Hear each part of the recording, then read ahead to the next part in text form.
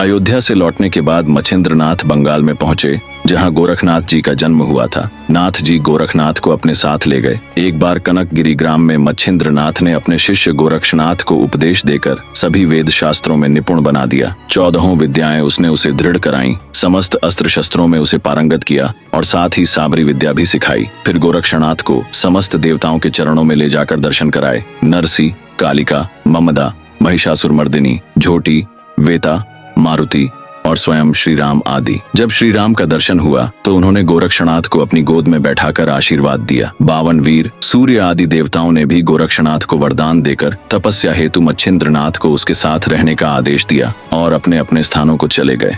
एक दिन गोरक्षनाथ संजीवनी मंत्र का पाठ कर रहा था। उस समय मच्छिंद्रनाथ वहां नहीं थे, वह अकेला ही बैठा था। उसी समय गांव के कुछ बच्चे वहां खेलने आए। उनके हाथ में मिट्टी के गोले थे।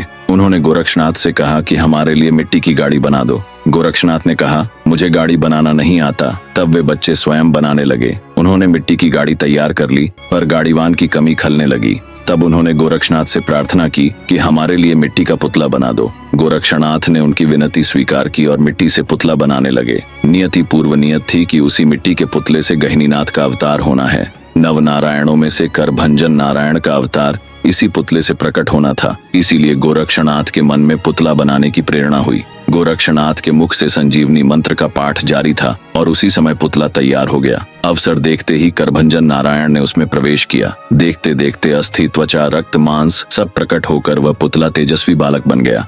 तभी वह रोने लगा। उस रोने की आवाज सुनकर पास के बच्चों को भय लगा। वे सोचने लगे, इसमें भूत आ गया है, और सभी बच्चे डरकर भाग गए। कुछ दूर जाकर उनकी भेंट मच्छिंद्रनाथ से हुई। उन्होंने बच्चों से पूछा, तुम क्यों भागे? बच्चों ने सारी घटना सुनाई। यह सुनकर मच्छिंद्रनाथ चकित हुए और स्वयं देखने के लिए वहां पहुंचे। उन्होंने बालक को देखा और समझ लिया कि यह करभंजन नारायण का ही अवतार है। मच्छिंद्रनाथ ने उस बालक को उठाया और गोरक्षनाथ को पुकारते हुए आगे बढ़े।